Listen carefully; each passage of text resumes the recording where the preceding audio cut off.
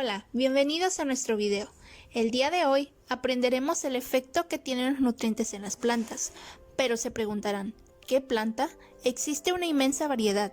¿Cómo elegir entre tantas? Es por eso que decidimos hablar acerca de una, en la cual, dentro de nuestra región, es muy reconocida. De ella podemos obtener distintos productos, de los cuales son muy comercializados. Y sin más rodeos, el día de hoy conoceremos la nutrición mineral del café. Sí, así es, el café o cafeto es una planta de la cual obtenemos la exquisita bebida que nos acompaña cada mañana. Pero para entender todo el proceso nutricional mineral del café y el cual es el efecto de una buena o mala nutrición en ella, es por eso que elegimos los siguientes cuestionarios. Esto para entender en qué consiste todo. Entonces, ¿qué son los macronutrientes? ¿Qué son los micronutrientes? ¿Para qué sirven? ¿Y qué ocurre si no los obtiene el café? Preparados, comenzamos. Cada vez que comemos algún alimento obtenemos nutrientes. Esto comienza tras la ingesta del alimento y consiste en un conjunto de procesos fisiológicos mediante los cuales el organismo utiliza, transforma e incorpora en sus propias estructuras una serie de sustancias que recibe del medio externo con el alimento. ¿Pero acaso nunca se han preguntado de dónde obtienen los nutrientes la planta del café? Esta es una pregunta muy interesante, pues acompáñanos a verlo. La nutrición recurre a procesos de absorción de gas y de soluciones minerales. En el caso de los vegetales vasculares, en la solución nutritiva del suelo por las raíces o en el aire por las hojas. Para su nutrición, el café toma a través de sus raíces los minerales disueltos en el agua del suelo y a través de sus hojas obtiene dióxido de carbono en la atmósfera. Estos componentes son transformados en alimentos para la planta gracias al proceso de fotosíntesis en el que interviene la clorofila presente en las hojas.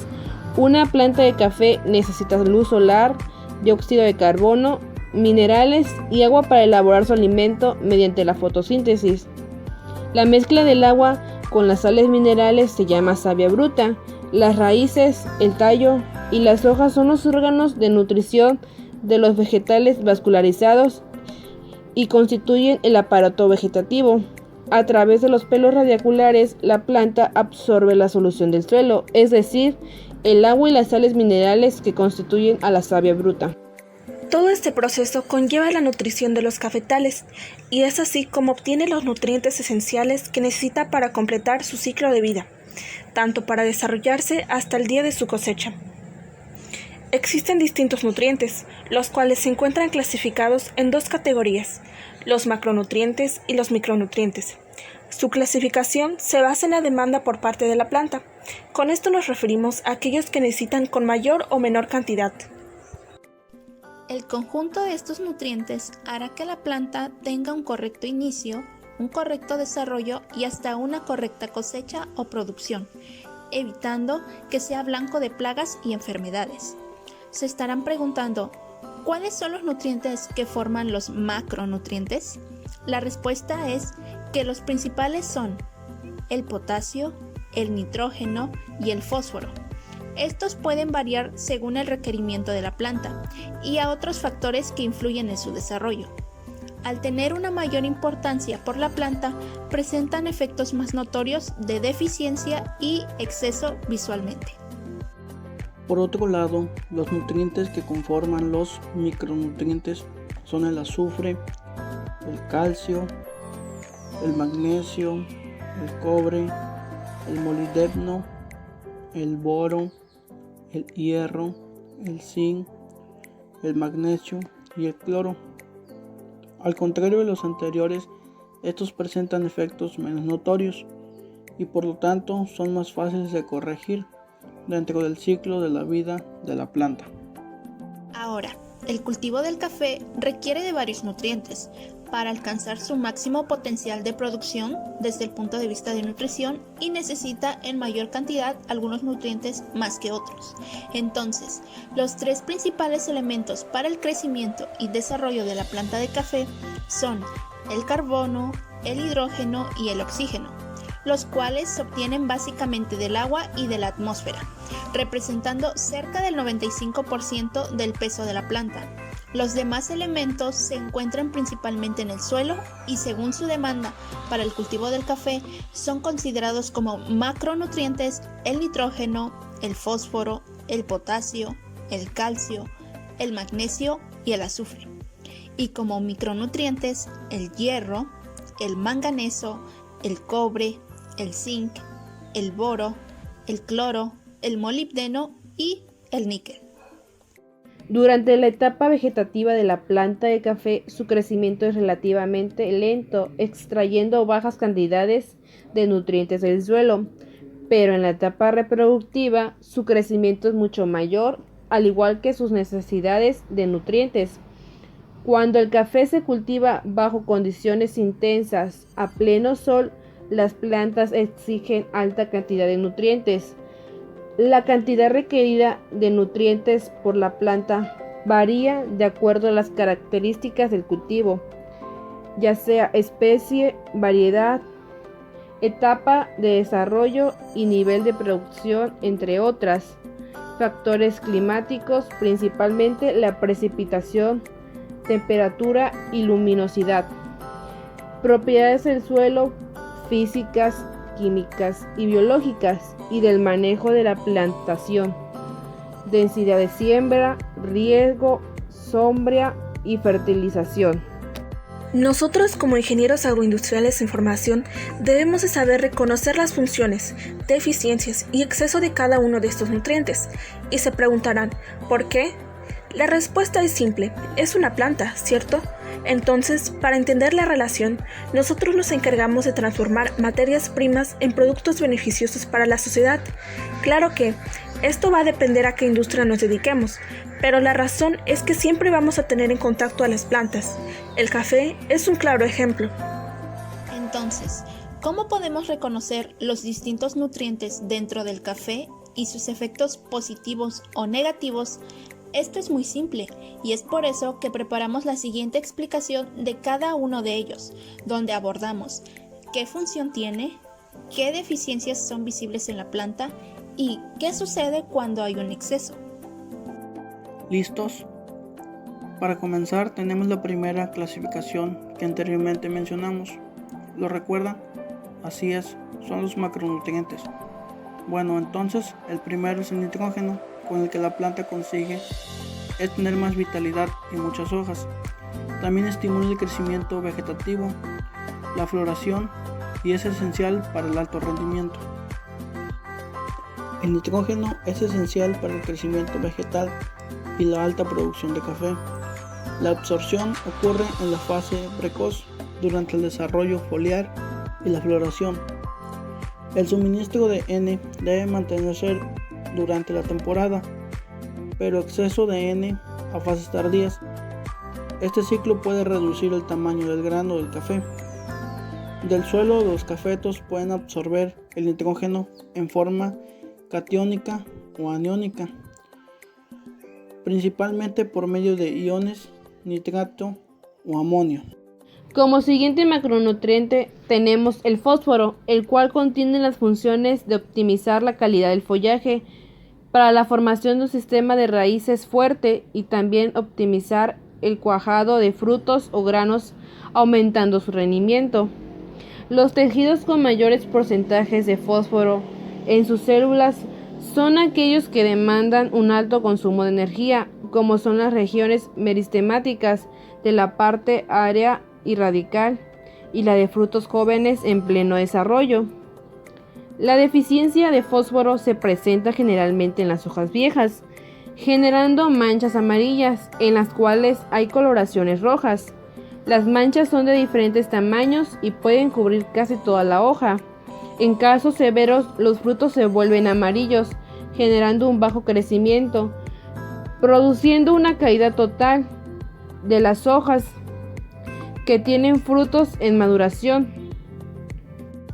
El potasio tiene importancia para mantener el funcionamiento de las hojas y la óptima regulación de agua dentro de la planta, confiriendo mejor tolerancia o resistencia a enfermedades y temperaturas bajas, mejorando el rendimiento.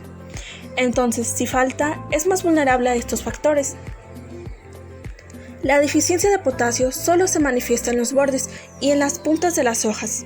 Al principio aparece un amarillento, que luego se vuelve del color pardo rojizo. Cuando la deficiencia es grave, se mueren las partes de las hojas donde había manchas. Si se presenta un exceso de potasio, no produce toxicidad en la planta. Sin embargo, puede provocar la carencia de magnesio por antagonismo con él. El magnesio forma parte esencial de la molécula de clorofila y por tanto es necesario para una óptima calidad de hojas y mejor rendimiento. Los síntomas de deficiencia de magnesio se presentan primero en las hojas viejas, generando manchas amarillentas entre cada 2 nervaduras. Las nervaduras principales siempre conservan el color verde. El amarillamiento empieza en la base de la rama y se va extendiendo hacia la punta. En las ramas que tienen frutos en maduración se caen las hojas más viejas. El calcio, sí, así como lo oyen, el café también necesita de calcio como nosotros, a nuestro sistema óseo, el cual refuerza el crecimiento, mantenimiento y la calidad del fruto. También estimula el crecimiento de raíces y hojas, generando una buena producción del cafeto. Al dejarse absorber el calcio en las hojas más jóvenes, se presenta un color verde pálido cerca de los bordes. A lo largo de la vena central permanece el color verde, presentando un aconchamiento o acucharamiento de las hojas. El azufre actúa como componente de enzimas y proteínas, las cuales son esenciales para la formación de la clorofila y uso eficiente del nitrógeno, el cual es necesario para mejorar la resistencia contra enfermedades y, como punto importante, mejora el contenido de cafeína. La deficiencia de este mineral se presenta en las hojas nuevas, las cuales presentan una coloración verde-amarilla, que comienza a lo largo de la nervadura principal. Estos fueron los macronutrientes presentes en el café, es decir, son los que se necesitan en mayor concentración. Ahora veamos con lo que en menor cantidad contribuyen el buen desarrollo de un cafetal. Como primer macronutriente tenemos el hierro, que asegura la óptima fotosíntesis en el follaje. Su deficiencia se presenta en las hojas nuevas. Las hojas toman un color verde pálido, menos las nervaduras, que conserva el color verde normal, aunque el color verde pálido es más pronunciado en las hojas nuevas. En general, las plantas presentan una coloración verde poco intensa. El segundo micronutriente es el boro, que mejora el desarrollo de yemas florales, produciendo una excelente floración y mejor formación de granos. Su deficiencia se presenta generalmente en épocas muy secas. Las hojas viejas presentan un amarillamiento que se inicia en la punta y avanza hasta la mitad o un poco más. Se forma un tejido corchoso sobre las nervaduras, se deforman y pueden aparecer torcidas, arrugadas o con bordes irregulares. Aparecen puntos de color café en las hojas tiernas. La yema terminal de las ramas muere. Esto hace que la planta produzca nuevos brotes y que aparezcan ramas en formas de abanico. El tercer micronutriente es el zinc. Sus funciones son la formación de yemas florales, mejorando la calidad de la floración, un crecimiento óptimo y resistencia al clima frío. Para corregir la deficiencia es necesario procurar mantener el pH del suelo por encima de 4.7. En suelos muy erosionados pueden presentarse que las hojas crecen poco y en forma alargada. Los bordes se encrespan, los entrenudos son cortos y generalmente los síntomas de la deficiencia son más visibles en la punta de las ramas. Como cuarto micronutriente tenemos el magnesio, el cual optimiza la calidad foliar, asegurando una buena fotosíntesis y suministro de componentes para la producción. Para corregir su exceso, se debe procurar rebajar el pH del suelo si este es superior a 5,6. Los síntomas de deficiencia se presenta un amarillento total de las hojas, el cual se presenta siempre en la punta de las ramas. El quinto es el cobre, que activa varias enzimas en la planta y regula la fotosíntesis, fomenta la producción de la lignina y refuerza las paredes celulares. Contribuye a la prevención de enfermedades micóticas por hongos y mejora el crecimiento de la producción.